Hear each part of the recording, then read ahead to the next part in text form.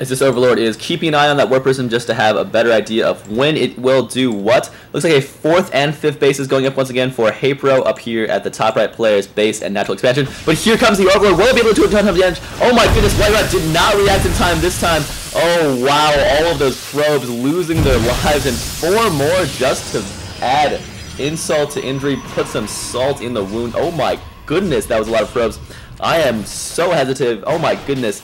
34 workers killed right now, so that was a very, very, very effective Bane Rain at the end there.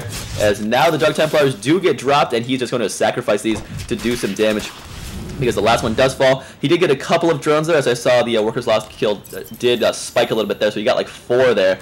But that is definitely not good for WhiteRa. He lost a ton of workers right there, and still even right now in the resources lost tab. But oh, they're actually even in the harvesters too. So he definitely had a bunch more probes right there before that Bane Rain had that healthy effect on his mineral line. Again, 34 workers killed right now by our Zerg player, so that was a very, very nice 3rd try at the Bane Rain. So if at first you don't succeed, kids, if at first WhiteRa proves very, very good, then maybe the 3rd time you'll catch him off guard and finally do a ton of damage. There's another Overlord trying to do that again. Did he get some damage done? Nope. Good reaction time once again by the Duckload Rod right there. No workers killed by that Bane Rain, so definitely it's raining Banelings all over WhiteRa's multiple expansions. Keeping on the minimap will be crucial right now, as he is going to be doing a ton of damage. Dark Templar is going to be dropped in by Warp Prism, taking out that hatchery, so that 5th base will be neutralized. Stalkers are positioned here, so they will probably be able to find that and neutralize it before it does too much damage. Are the Dark Templars still loose in here? Yes, they are, but unfortunately only 2 of them make it back into the Warp Prism. Is the Overlord going to try to come in here and drop it? Looks like the Overlord was actually taken out, so the Stalkers do their job right there. But here comes a fleet of Overlords, this time filled with Zerglings. This cannon trying to attack that first front one down, but they will all get loose inside the natural or the main base of our Protoss player. As this Warp Prism still full of Dark Templars down here, but here comes a lot of Zerglings loose inside the main. They do, for the most part, get taken out, but not before doing some damage, chewing up the nice portions of our Protoss player's main base. Overlord's going back home right now, as a lot of Zerglings are going to be streaming here into the middle of the map. So this is just a bunch of back and forth happening, and here come a bunch of Overlords filled with Banelings. What are they going to go for? What are they going to try to hit, as that is into phasing mode, so he might be warping on some more Dark Templars over there. As a Protoss army, this has really not been a battle of armies, more of some seriously nice drop plays, some very, very painful harass. Actually warping in some Zealots right there is WhiteRa, and then picking up into the Warp Prism. Here comes the Baneling-filled Overlord fleet. The Protoss army might possibly miss this Zerg. Oh, nope, they're going to find it. So here we go. So a couple of Void Rays do manage to find those Banelings. Here comes the Bane Raid all over the Protoss ball. Will they be able to take it out very handily? Oh my goodness. Fungal growth going off, and then are the Banelings going to be dropped? He's actually not going to be dropping Banelings. Nope, there they go. Banelings dropped onto the Protoss balls. Kind of going in strafing runs are these Overlords. They do drop all of those Banelings, and that was a ton of damage done, but actually not that much damage done in the long run, as these Protoss units were able to absorb that damage and really come out ahead in that battle. You know, all things considered. Now, taking a look at the income tab, it looks like WhiteRa is losing that battle by just a little bit, about 8 harvesters right now, and then a bit in the minerals per minute. So the Protoss ball is very heavily injured, but of course those shields will regenerate. Here comes another wave of Zerglings and Infestors.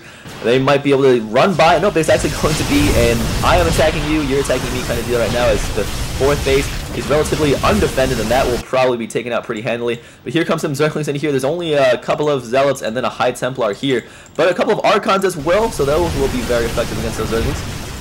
As it looks like these drones trying to make it out of there, but the Protoss army is saying, nope, you shall not be able to escape, and we'll be able to take out the majority of those. Here come the Neural Parasite on Infestors, or what? Neural Parasite on Archons, going to be taking over both of them for a period of time. That's not going to be good for Protoss, but he is on to the 3rd base. We'll be able to take this down as well. So a base race scenario happening right now. As Neural Parasite on some Void Rays as well. Going to be using those Infestors as much as possible.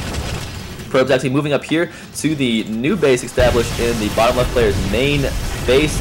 Protoss army is still very healthy and steamrolling through the bases of our Zerg, as Dark Templars were warped in here to take out what remains of that small strike force from our Zerg player. And here comes the Protoss ball, still encroaching on Zerg territory. The Zerg unit is trying to warp in some Brood Lords, but this might not be enough, especially if they spawn right over the majority of this Protoss army. How much damage can these burrow defenders do? Not very much, as they are detected by those photon cannons. The Protoss Ball is still attacking at the front door. A couple of those Broodlords do make it out alive, but I believe over half of them were taken out before they were able to do much of anything at all. Corruptors still up here, as fully charged WhiteRas are just going off on everything they see. Up here, it looks like the last of the Infestors does fall. There are still a couple left, but the Protoss units will be able to clear those up with little problem at this point. And WhiteRa has about over 100 supply lead, so he is definitely in the lead at this point in the game. And it looks like HayprO is in some serious trouble, as there are Colossi loose, just raining down some fiery destruction on drones and everything else they can find to hit. Looks like no more Void Rays left, but that's really a small victory at this point in the game, because there still are a smattering of Stalkers and Immortals shooting things, and that will make HayprO GG out of this game.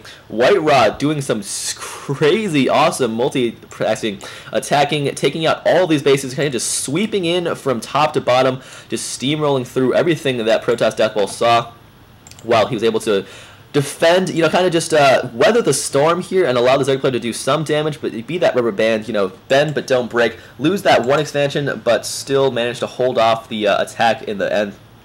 So WhiteRa showing off why he is one of the best Protoss players in the entire world. You know, living up to that Grandpa Toss moniker, showing off that he is very, very good at this game. So well played by WhiteRa. Hope you guys enjoyed that game, and I will see you guys next time.